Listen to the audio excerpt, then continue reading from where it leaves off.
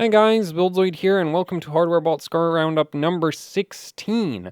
We're going to be covering sort of 2 weeks worth of scores, though not literally, as we're not going to be taking a look at 20 scores. It's just that I've been selecting, like, the scores that we're getting selected are from the last 2 weeks instead of just the last week because, well, last week's roundup got cancelled because the 6900 XT decided it would be really funny if it just kind of grenaded itself, so it did. I canceled the roundup because I didn't feel like talking about benchmarking when that thing decided to die. Anyway, yeah, so we've got quite a few really cool scores to look at today, and let's get into it. Starting off with SafeDisk's 6-core Geekbench 3 world record using a Ryzen 5 5600X at 5.95 gigahertz. Running on a Crossfire 8 Extreme. SafeDisk, for those of you who don't know, works at Asus ROG, so I'm not sure if the board's released yet, but if it isn't released, well, that's how he has one. He literally works at Asus, so yeah, he's been using this board for a while now. It looks like they're testing it for overclocking, I guess, and in the process, producing world records, so that's really cool to see. Yeah, so actually open that new tab. So what makes SafeDisk's score really impressive is actually his memory settings here, because this is 4800, 14, 13, 12, which technically isn't actually the highest memory settings ever run with a 5600X on LN2. That would actually go to RM3113 here, who got DR like 5000, 15, 13, 12 working at 2T command rate. Now, I'm not sure. Like, there's a decent chance this is gear down mode, so the difference between basically 1T without gear down mode is very hard, and also the highest in terms of performance. Like, it's super hard to run, probably doesn't work at this kind of frequency at all. And then you have 1T with gear down mode, which is fine. Not quite like the 2, and then 2T gives you even more stability, but you start trading, like, you trade even more performance for it. But that wouldn't really matter in Geekbench 3, because Geekbench 3's memory test is basically just peak bandwidth. It doesn't actually care about useful memory throughput. And so RM3113 actually has a really solid memory score over here, but his CPU isn't hitting anywhere near as high clocks. So yeah, RM3113 here is only in 5th place, whereas of course SafeDisk is in 1st, because Geekbench is still a primarily, CPU frequency benchmark. Like, it's a CPU benchmark with a memory component. It's not like Y-Cruncher, where if your memory settings suck, you're just kind of completely screwed. Though at the same time, this is not quite a Cinebench, where you don't really need memory settings to get a good score whatsoever.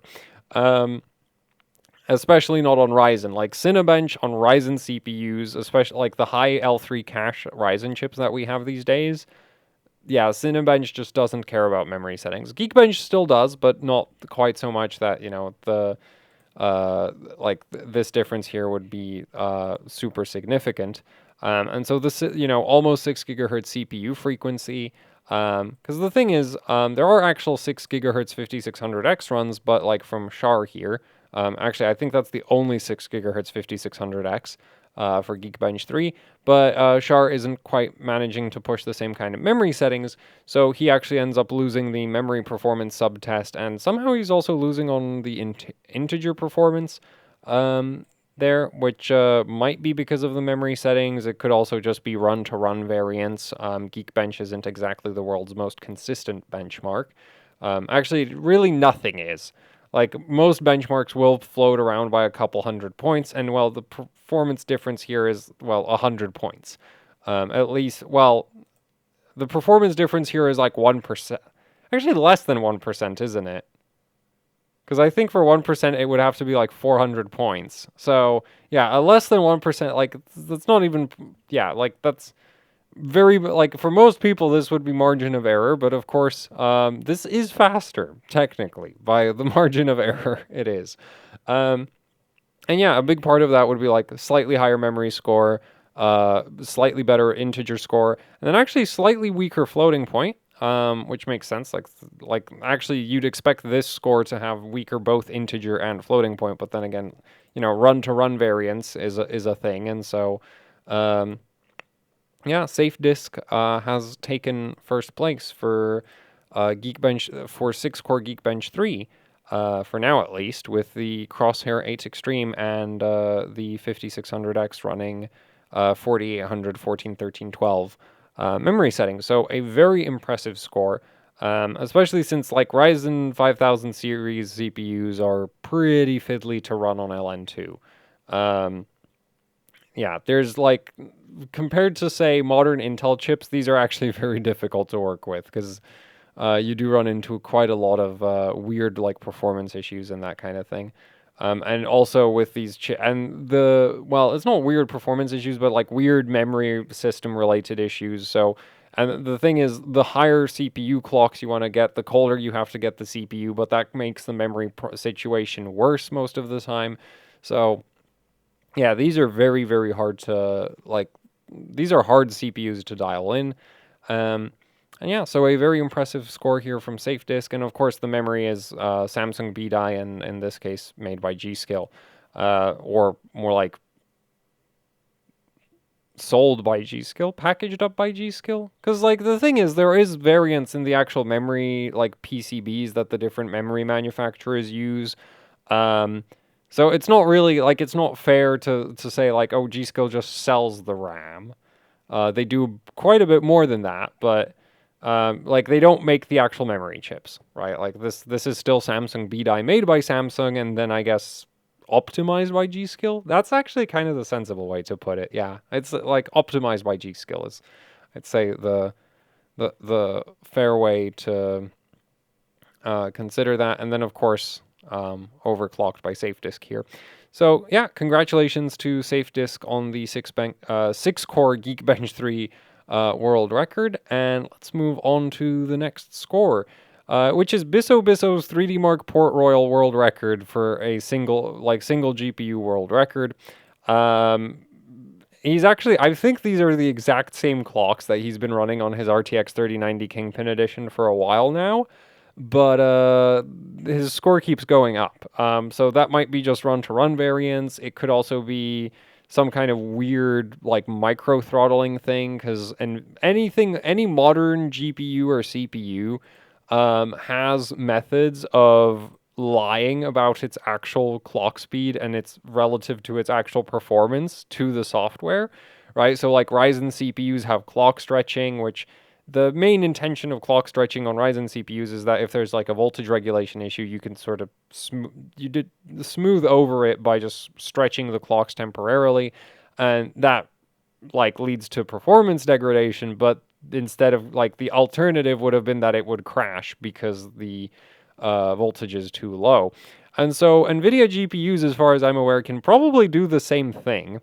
As it is possible to get them to report some very strange clock speeds if you, do horrible things to their voltage settings. Which, even if you're not doing that intentionally, some of that, like the same thing that allows, say, a GTX 1070 to report that it's running at over 2 gigahertz at 0.7 volts, would also allow something like a 3080 or a 3090 to silently throttle if it doesn't have quite enough voltage, without that really showing up in any of the software.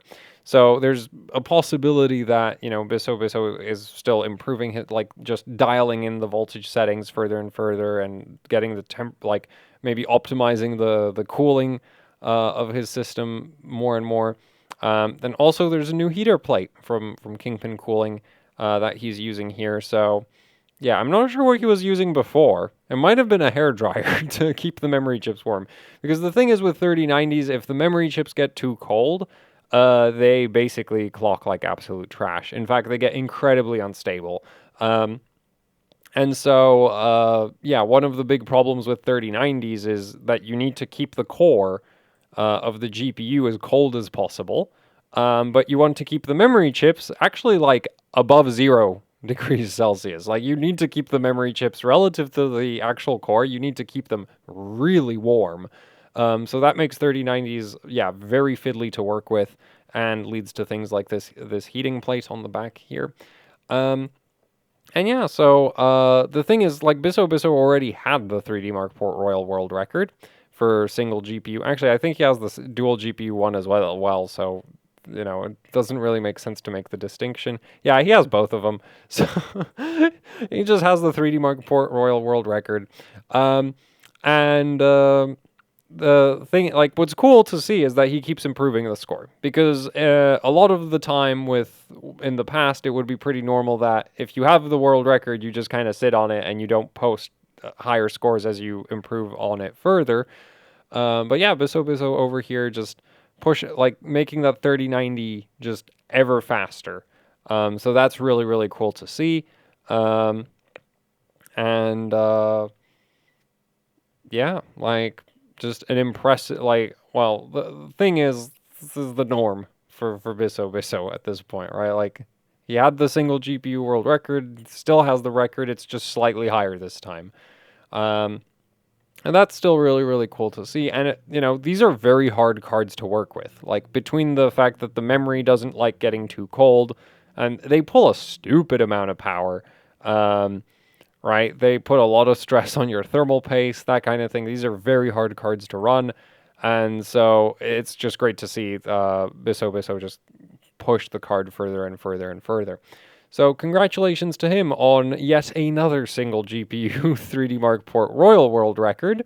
And let's move on to the next score, which is Anthony 06's. And I'm super excited about this score because, yeah, 6-core Y-Cruncher Pi 1 billion, second place with a i5-11600K at 5.05 gigahertz on water cooling. Like, I'm pretty, the tubing looks suspiciously frosted, like it might be on a chiller, but it could also just be frosted tubing. I've never seen frosted tubing, or his cooling liquid is very cloudy. But either way, yeah, at least he claims it's on water cooling. He could also, I guess, have the radiator like in an ice bucket, or it's not really a chill. Well, wouldn't that be a chill? It's not really a chiller if you stick the radiator in an ice bucket. I don't know that I would count. Well, he could also stick it outside the window, which isn't really a chill. Like, that's not a chiller at all. But either way, like, that's not a lot of cooling on that 11600K. And the crazy thing is, his 11600K is right behind Miller's 7800X, and, ahead of SafeDisk's 5.8 gigahertz 5600X. And just, the thing is, Y-Cruncher Pi is just a super heavy AVX accelerated memory benchmark. Like, this thing, because the thing is, the thing about this is it will take advantage of AVX 512 acceleration, so that really helps the 11600K in terms of performance. Then, of course, the 11600K, I think, probably has more AVX instructions per clock than a 7800X. I'm not entirely sure about that. And it probably has more instructions per clock than a 7800X. But the thing is, because AVX instructions are basically, they process a lot of data very quickly, which is why they produce a ton of heat. They also require a ton of memory bandwidth. And not the IDA type memory bandwidth where it's just like, oh, you just need peak. No. Throughput. Lots of it. You need to be able to get data from the memory to the CPU very reliably, because AVX 512 just sucks up memory bandwidth like no tomorrow.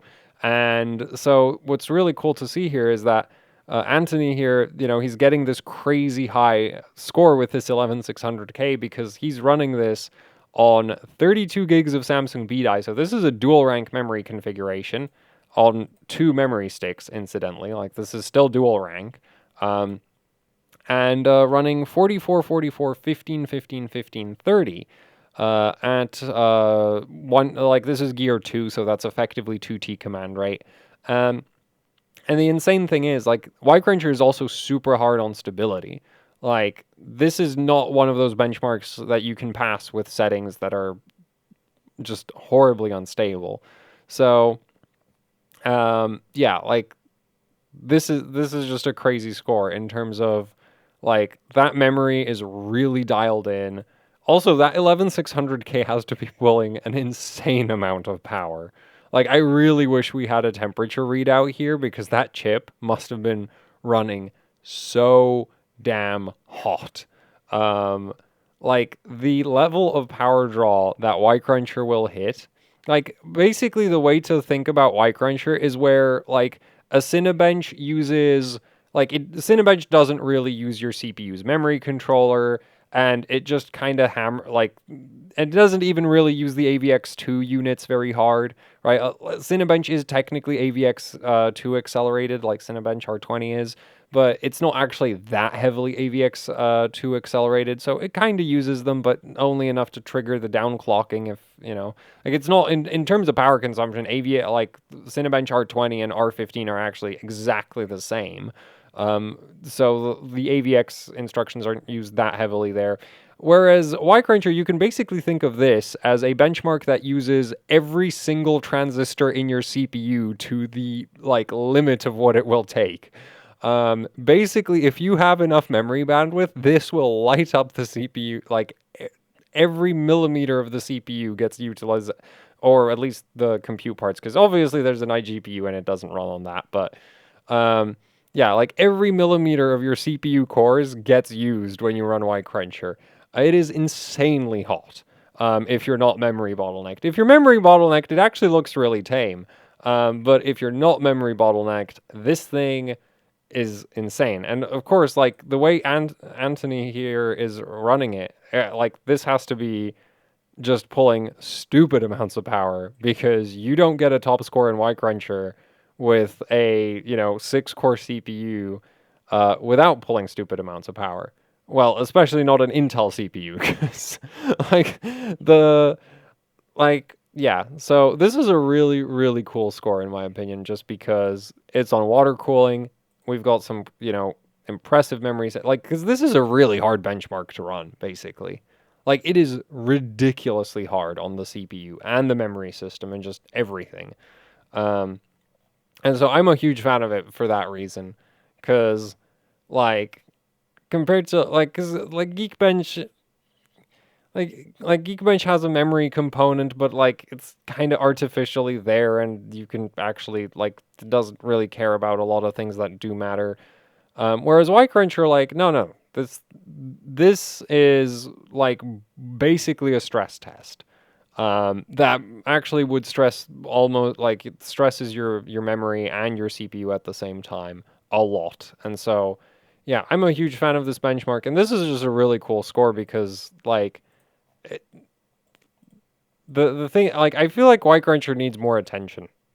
So I'm kind of pushing the benchmark, but it really does. Like, the 7800X is in first place because that's a quad-channel AVX512 compatible CPU, and now we have the 11600K, which I never thought the like, I always thought that the reason 11600Ks aren't very common in this ranking here is because they're just not that great at this, because they're dual channel. But the thing you have to consider is, like, your memory bandwidth usage with AVX512 instructions will obviously depend on how many cores you have, because if you have 6 cores, well, they're going to be running 6 AVX512 instructions in parallel instead of, or I guess 6 threads of AVX512 instructions in parallel. Maybe 12? I'm not sure. The funny thing about the AVX instructions is that they can sometimes get upset about hyperthreading being enabled because they use so much of the memory system that, like, they actually, with certain work, like some AVX 512 and other AVX benchmarks as well will do this, is they put so much strain on the memory system that hyperthreading actually slows them down because switching between the threads costs way too long to justify doing. But I'm not sure that, I don't think Y-Cruncher does that. Yeah, Y-Cruncher doesn't run into that. So it might have just, like, it might be optimized to deal with that better than some of the other benchmarks out there. Yeah, like, for a while, I've been thinking that the 11600K is not very well represented here because, like, it doesn't have enough memory channels to feed the 6 cores, but no, it seems to definitely have enough channels to feed the 6 cores. It's just like the previous 11600K top score, which is from, who is this? Crazy85. Yeah, this is on, like, why do these people have these giant screens? Oh, the screenshot's just generally very small. This is on single rank memory, so that's less memory bandwidth. It's got only 4,000. It's only 4,000 megabits per second at CL16, so that's even less memory bandwidth. And so, yeah, that's kind of it. It's just this. This is like daily settings for an 11600K. Actually, not really, because you wouldn't want to run 4,000 megabits per second on Gear 2. And this is on Gear 2 because the memory controller's at 1000 megahertz. So, yeah. So I'm just like super impressed with this score because it's just insane. Like this is possible on water cooling. And then just the memory settings like that Anthony's running here for this benchmark is just, yeah. Like I'm a huge fan of Y-Cruncher because like there's nothing like it makes every other benchmark look like a joke. At least well, yeah, in terms of load on the CPU, it does really make basically every other benchmark look like a joke. At least as long as your memory settings aren't bottlenecking it. But that's kind of part of it, I'd say. Is just like if your memory bottlenecked, it's gonna run slowly and be cold, like not be very heavy because it's stalled out on memory access most of the time. And actually, I don't know, with the 11600K at 5.05 gigahertz, it might still be heavily stalled out by memory access. So it might even be possible to take the world record in Y-Cruncher on like a water chiller with just some insane memory settings. So yeah, anyway, so I think this score is really cool, and that's why it made it into this roundup, and we just spent way too long talking about it. Anyway, let's move on to the next score, which is White Shark's GPU Pi for quad-core GPU Pi for CPU on a Ryzen 3 5300G, doing 5.525 gigahertz. And this is, of course, on LN2 on a Gigabyte X570 AORS Master. Yeah, we're looking at 4466 on the memory at 1424 for the timings. Though GPU Pi isn't super isn't super sensitive to the memory settings. It's primarily just about CPU frequency. And so the CPU here is doing 5.525 gigahertz, and so yeah, White Shark's just clocked higher than the score in third place on the CPU. Yeah, by about 10 megahertz, and so scores ever so slightly faster. Is it actually just 10 megahertz? Oh, I guess maybe the spread spectrum could be affecting that. Yeah,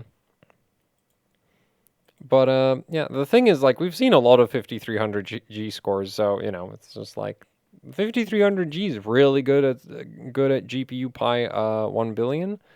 And it's great to see just more people run this quad-core CPU. It's just a real shame that you can't buy it retail. Like, you basically have to buy it from places like AliExpress, or you have to buy a pre-built and then pull the CPU out of the pre-built, because for some reason, AMD's perfectly happy to sell you a 5600G and a 5700G, but not a 5300G. Which is really frustrating because this is probably the most interesting of the G series CPUs, as a 5600X is just a better CPU than a 5600G, and the price gap between those two isn't even that big. And the 5300G, like, this is literally, like, if this was a retail 5000 series, this would literally be like way below the price of a 5600X, right? Like, because a 5600G is around, I think, $250 MSRP. This would probably be under $200.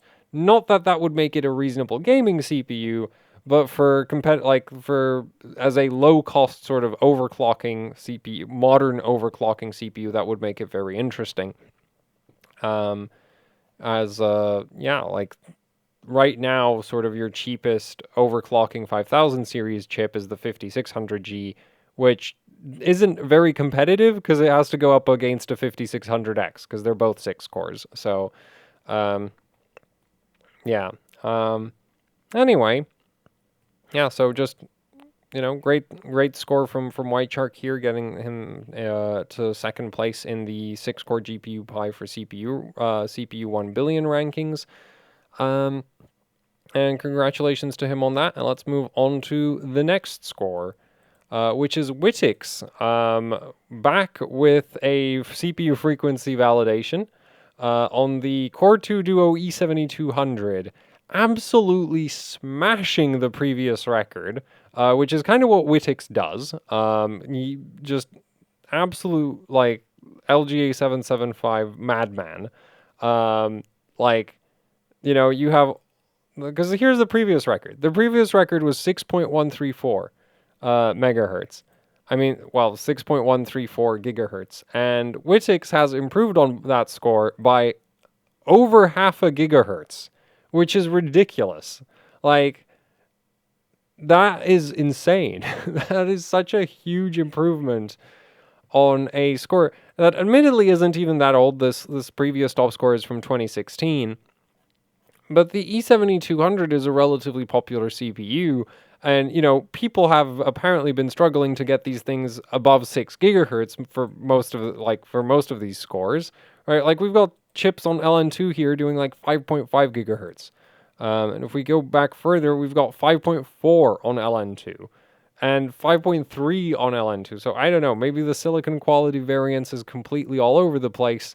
Or this is actually it could be a very fiddly CPU to work with. Either way, Wittix knows just how to push these old LGA 775 chips to insane frequencies really well. So a Gigabyte GA EP45T UD3R motherboard, and 700 megahertz of FSB, and the chip does 6.65 gigahertz. I'm guessing this is one of those, like, I'm assuming this is limited by FSB for most of the submissions, which would explain why there's such a large variance between in the scores, because when you're overclocking the FSB, you're actually overclocking everything, and as far as I know, on LGA 775, your FSB capabilities heavily depend on what motherboard you're using. So yeah, but it's still insane that, like, Wittix is able to improve on the previous record by literally half a gigahertz. That's the kind of thing you expect from, like, different CPU architectures, not from a change of overclocking technique. Though I guess it might in this case be sort of a major change in motherboard choice. Because that's Asus Rampage Extreme, which is, of course, an X48 chipset, versus a P45 chipset, which is what Wittix decided to use for his top score. So that's probably a big part of the massive frequency gap. But still, it's crazy to see these kinds of, like, improvements on, especially things like CPU frequency validations, because there's no, like, you would assume this would have been figured out at this point, right? I would have figured that the previous record would have been, I don't know, 6.5 or something, maybe 6.6 even, but no, it was 6.1 ish, or a little over 6.1, and now the record's all the way up at 6.65. So I don't know, maybe we'll see a 6.7 E7200. I was also wondering, okay, so this is on a P45 motherboard, but that's a BioStar, which apparently that was actually a good motherboard. Apparently, it's made by BioStar, and apparently it was good, which I find hard to believe. But I don't really. I'm not an LGA 775 expert, so sure. BioStar at some point in time made good motherboards. This is another Rampage Extreme. And this is just on phase change, and this is already doing 5.9 gigahertz. So yeah, this is a wacky CPU ranking, and Wittix just kind of seems to know his way around these old LGA 775 CPUs and their, like, max frequency validations really, really well. And also since, since he got the CPU frequency validation, he also took the SuperPi 1 million record for the E7200, as well as I believe a bunch of other records. Because SuperPi 1 million is a very, very light benchmark. It's single-threaded. In fact, it's one of the lightest benchmarks on HWbot that you can run. And it doesn't really use the memory that much, though that sort of depends on which generation of CPU you're looking at. So Wittix managed to push it to 6.35 gigahertz for SuperPi 1M and took the record. Though evidently he's having some kind of efficiency issues because the second place score is clocked way lower. Like literally, again, Wittix has a half a gigahertz clock speed advantage. But the actual score difference is not that big, right? Like he managed to push the score down from 8 seconds 640 milliseconds to 8 seconds 375 milliseconds, which really isn't that big of a score improvement, especially considering the half a gigahertz clock speed increase. But then the thing with SuperPi 1M is this is one of the most tweakable benchmarks there is. And it is very dependent on memory settings. Well, 1M shouldn't be, as far as I know. Or maybe I'm biased because of all the DDR4 stuff having piles and piles of L3 cache relative to, old CPUs like this. This didn't even have L3 cache. So, yeah, this only has L2. So that would, make a big difference in terms of how dependent a benchmark like this is on your memory when it's well, there's no L3 cache. So it always has to access the memory. But yeah, so this is the SuperPi benchmarks are very tweakable. It's just that the smaller they get, the less dependent on the memory they get. But if your CPU is old enough, then even something like 1M will run forever. And actually, a lot of that runtime is going to be memory access. Yeah, anyway, so because it's extremely tweakable, there's things like what operating system you use, how your operating system is set up, what kind of memory settings you're running. And that leads to things like, where even if you have a huge frequency advantage, you might not necessarily have a massive score advantage in this benchmark because there's a lot more to SuperPi 1M, at least on these old CPUs, than just raw CPU frequency. Though on more modern CPUs, it really does turn into sort of just CPU frequency, because I'm pretty sure the whole benchmark might fit into the L3 cache of some of the modern CPUs. Yeah, anyway, great scores from Wittix here on the E7200, so congratulations to him on that. And let's move on to the next score, which is Tag's WPrime 32 million top score for the Core 2 Duo E6850. So CPU running 5.56 gigahertz on a Rampage Extreme motherboard. Which is sort of the basic, my understanding is that if you need a lot of FSB, you want a P45 gigabyte board from the UD3 line. And if you need, performance, I think, I don't know, apparently the Rampage Extreme is just really, really good for benchmarking on LGA 775. I believe it has something to do with the difference in the P45 versus the X48 chipset, where X48 might just be faster always than P45. I don't know. I feel like I've heard something like that. I hear things about 775. I don't pay attention to them that much. But anyway, Tag, pushed this E6850 to 5.56 gigahertz. And this is WPrime, so this is the opposite of SuperPi. Well, actually, no. This is a benchmark very dependent on what operating system you have, but basically doesn't care about your memory settings, as we can see. Is that no, dual channel, single channel, yeah. This, you can run it on single channel, you can run it at JDEC memory settings, doesn't matter, it's WPrime. It's not entirely certain if this even knows that there's a memory controller in your CPU, But this is basically a raw well, it's a frequency test as well as a OS test. Like what operating system you're using makes a big difference in this benchmark. And yeah, Tag ran this on liquid nitrogen. And Tag has a lot of, is another sort of overclocker that has a lot of top LGA 775 scores.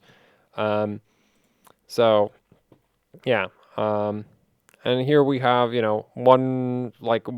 megahertz frequency advantage. So, yeah, like that's kind of, assuming that you're using a similarly well optimized operating system to the person in second place. If you have more frequency, well, you win the benchmark. So, that's what's sort of going on here. I wish I could give you more details, but I run WPrime on Windows 7, and I know for a fact that that's suboptimal. So I can't really give you more advice on, I can't really give you any advice on how to run it properly because I don't. Don't run it the way I do is probably the best advice I can give you for something like WPrime. Yeah. So great score from Tag here on the E6850 and WPrime 32M. And let's move on to the next score, which is Kubi's 3D Mark Vantage performance on the 6870 at 1350 core and 1300 megahertz on the memory. Running with a 5950X on a Crosshair 8 Impact. Cards on liquid nitrogen, 5950X on water cooling. 3D Mark Vantage is probably the most CPU biased 3D Mark there is, though once your GPU is this slow, it's not that bad. So what I mean by that is if we go to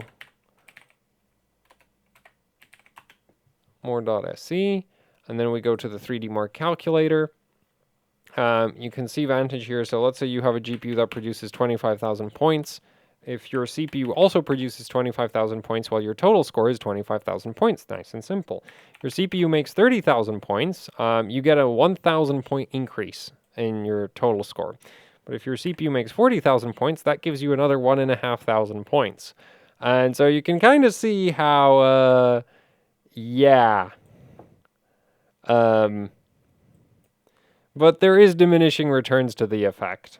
It doesn't just go on forever. So once you get into the, really, really like blown out CPU scores, it doesn't actually make that much of a difference. But this is one of those benchmarks where having a significantly faster CPU than GPU is very helpful.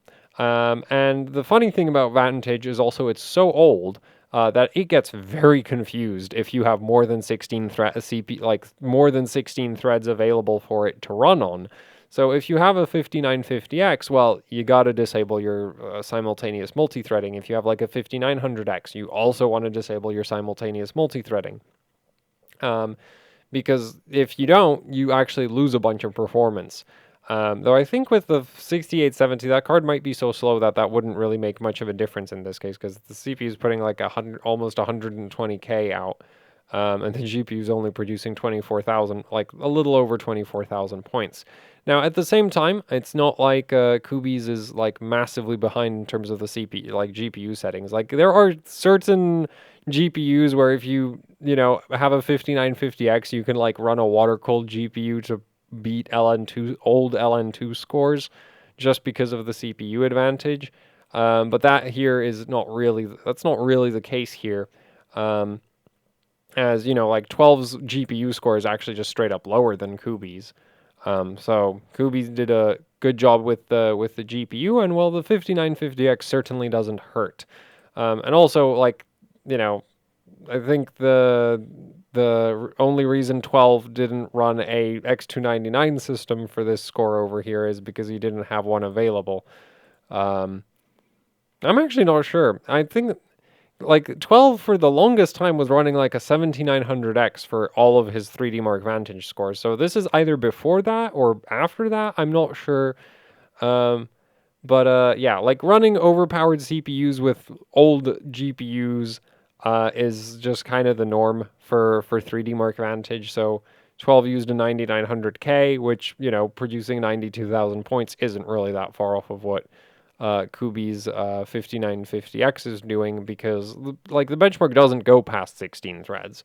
So yeah, though having 16 very real cores is obviously better than having 8 cores and then 16 fake threads. Yeah, still, you know, solid score from Kubi's here on 3D Mark Vantage with the 6870, along with the 5950X.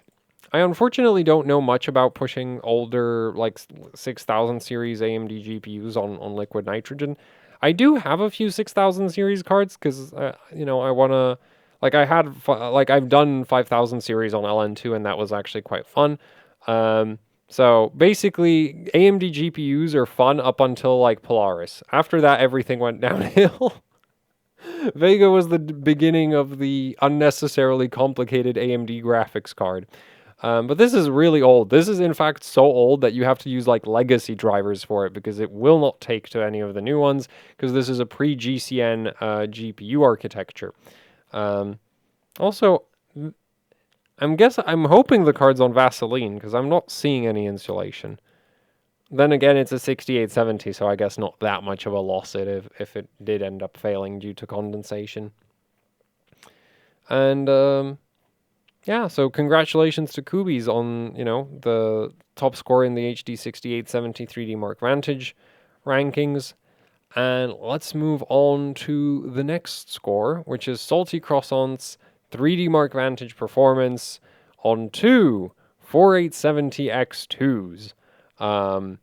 Yeah, so this is a quad Crossfire setup. So of course it had to get into the roundup because I love big, ridiculous multi-GPU setups. I also love dual-core GPUs because they're just such a terrible idea if you think about it. It's like awful idea. Seriously. Well, actually, with these older cards, it was actually a good idea. Because the thing is, 4870s are actually really small. You can even see it from the hole spacing used on this water block. Like, that is as far in on the water block as you can, on the, like, water block mounting hardware as you can go. Yeah, like that's what you run on a 4870, because these were actually really small chips. They didn't really produce that much heat. The VRM on this is a freaking 3-phase. You actually can't buy mid-range GPUs that run 3-phase power these days. Well, no, like an RX 480 has more of a VRM than this does. Actually, combined. Like, all of the V-Core power delivery on this whole card is probably less power delivery than what you'd get on an RX 480 for V-Core. And this is 2 pieces of silicon instead of just 1. And you have the PLX chip, of course. So back in the day, these were actually sort of like, they didn't run into all of the massive problems that you run into these days with like the idea of a dual GPU card. Because these days, you know, your single core GPU pulls 300, 350 watts. 4870s, I believe, are like under 150 for a core, like for a single core. Yeah, so these are kind of whack. Like if GPUs hadn't ballooned in power consumption like they have, this would have actually been relatively sensible if you also ignore the fact that, you know, Crossfire in terms of performance reliability is terrible. There's plenty of games that'll just outright crash when you try to use Crossfire with them. And, you know, that's sort of why that's ultimately why multi-GPU setups ended up have died. But from the power draw perspective, this wasn't that bad an idea. If you tried to do this today with like a 3090, it would be horrible. So yeah, though admittedly these were actually still horrible because for some reason AMD decided to have a blower heatsink on them. So these were still really loud, but at least from a power draw perspective, one of these is about the same as like a regular card these days. So that's kind of funny. And then, you know, Salty Croissant got really creative with the VRM cooling on these cards. I'm getting the feeling that heat pipe got...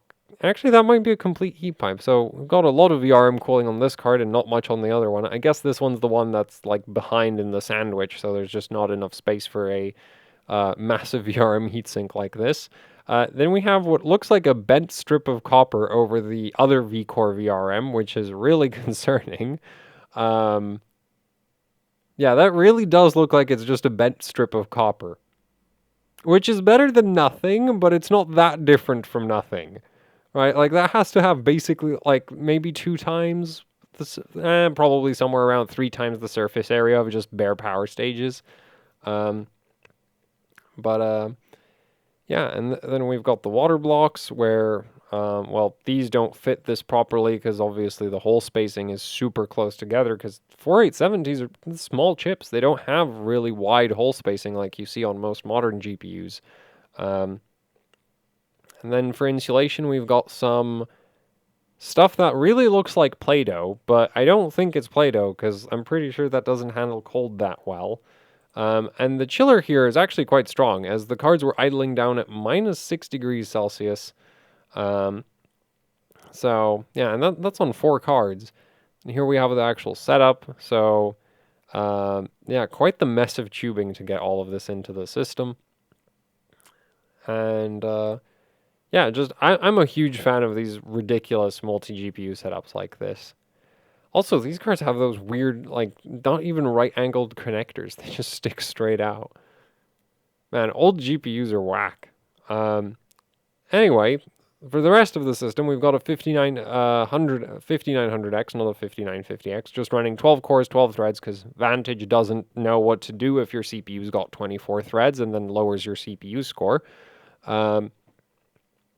Running 4.8 gigahertz on, well, a little over 4.8 gigahertz on the 5900X, producing 96,000 points in the CPU score, 41,000 points for the GPU score.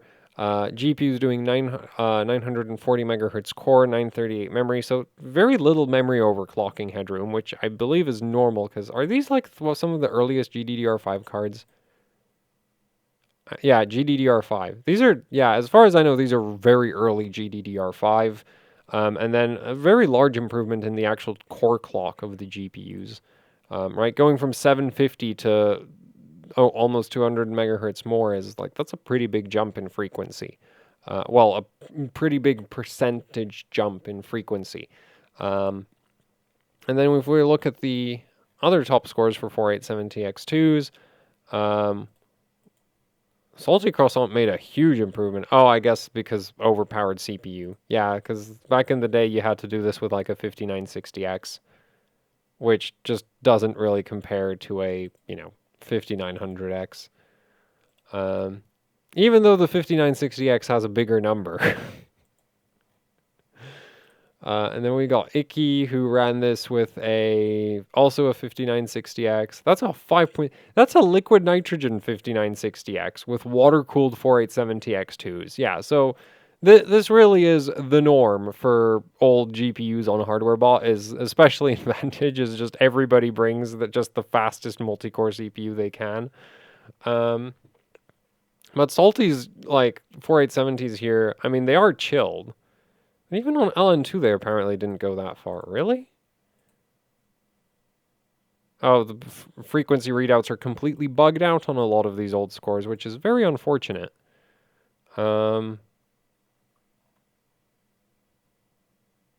Salty's cards seem to be absolutely insane. Or everybody else is like underreporting their clock speeds. Okay, so we have a 910 1000 over here. So that's a solid.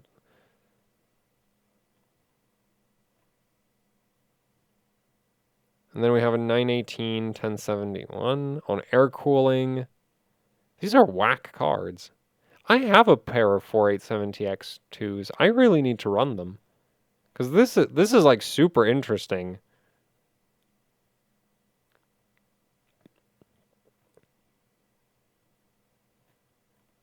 So actually, we're going to check out this 918 1071 score because I want to know GPU score 33,000.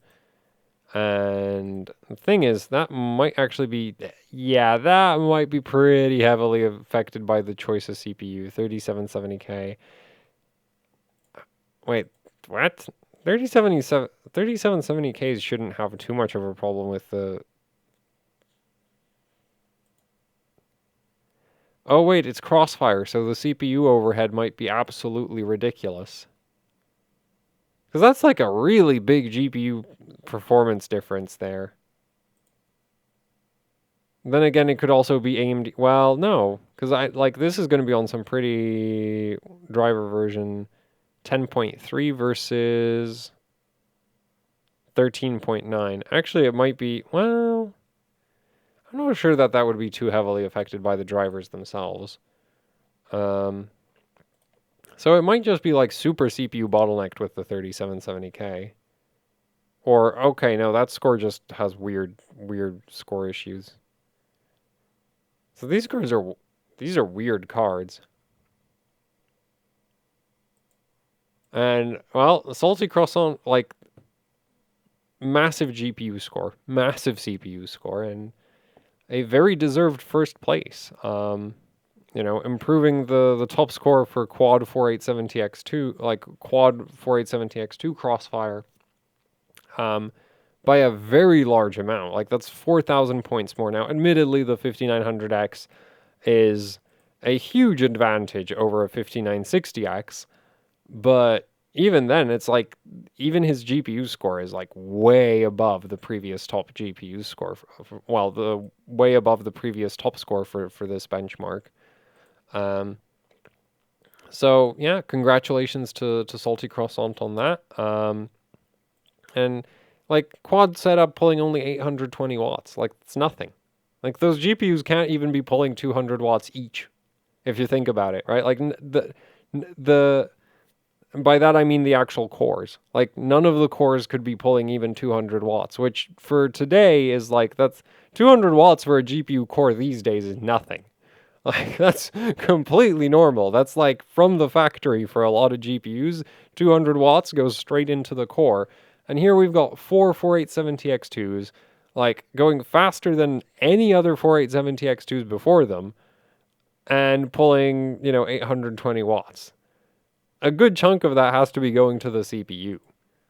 And all of Salty's RGB. So, actually, no. LEDs don't really pull much power, so no. But, yeah, still. Cool score. Congratulations to Salty Croissant on it. And the other thing he benched, he benches a lot of AMD GPUs, is the Radeon HD 7770. And he got that to 1430 core, 1425 on the memory, and these cards are wacky to work with. Because their memory controller actually gets worse as you increase core voltage. Now, you can fix that to some extent with the VDDCI rail, which is the memory controller voltage, but I'm not sure how much. And also, Salty's card has a bunch of Elpida memory chips, which are probably terrible. I actually don't know what my 7770 has right now. No, I can't remember off the top of my head, but Elpida GDDR5 is trash, almost universally. So this memory is probably not helping, because I think you can get 770s doing like 1600 memory. Yeah, you can do 1600 memory, assuming that you don't have Elpida VRAM. So that's really unfortunate that, he's stuck with the Elpida memory. Because great core clock, and I guess great memory clock, considering that, you are on the, like, Elpida memory chips. Water chiller again, minus 15 degrees Celsius idle. Oh, right, 4870X2s don't have an idle, if I remember correctly. Like, these cards like, their power draw goes up and down based on what they're doing, but they don't have like an idle power state, if I remember correctly. That wasn't a thing back then, I don't think. Because otherwise you'd expect the idle, like it does, like, yeah, 4 GPUs, but if they had an idle state, you wouldn't expect them to sit at -6. And then here we have the 770, which sits at minus 15 degrees Celsius idle. So that chiller is quite strong. Actually, this card could have been sub-zero the entire time, as 7770s don't really pull that much power. Then again, it also depends how much voltage you shove into them. We've got volt mods on the back, cap mods as well. Yeah, so hard mod for core voltage, hard mod for, I'm assuming, VDDCI. I'm surprised there's no memory voltage hard mod, though. Well, no, that might help. Like, maybe the Elpida memory chips scale a little bit with like memory voltage. I don't know. Like, I don't know. I've never tried it. Actually, no, I think I tried it on my 290X, and there they do, but those are probably different Elpida memory chips from the ones found on 7770s, just due to the manufacture, like, 290Xs are a lot newer than 7770s. Though this is actually, I get the feeling this must be a pretty late production 7770, because this PCB is, like, not normal. Asus had a bunch of 7770s that just use a reference AMD, reference AMD style PCB. This is not that. This is a very custom PCB. Most 7770s use like a bunch of discrete MOSFETs. These are technically still discrete, but they're dual NFETs. They're not like individual high sides and low sides. No, you have a high side and a low side in the same chip. Then on the other side, why do we have so many rails? Oh, right, because there's also a 0.95 volt rail. Yeah, these cards are fun. They're not actually that cheap, which is really annoying. It's just like, this is a super low end card. It requires a 6-pin power connector, so you can't even go like, oh, it's because it doesn't need PCIe power. No, it needs a PCIe 6-pin. Because this is just about at the limit of what the PCIe slot can handle in terms of power consumption, so it needs that extra 6-pin. Yeah, for whatever reason, these go for absolutely ridiculous prices secondhand, considering how slow they are, because they are really slow. These are not fast cards. And of course, this is 3D Mark 11. I was like I read 3D Mark and I read 3D Mark Performance and I was like, Vantage, no, 3D Mark 11. This the 3D Mark I keep forgetting about because I suck at it. For whatever reason, I've never figured out how to fix my physics score in it. Yeah, Salty Croissant here, 5900X, lower CPU clocks this time because, 12 cores, 24 threads, and the physics test in this is actually surprisingly heavy.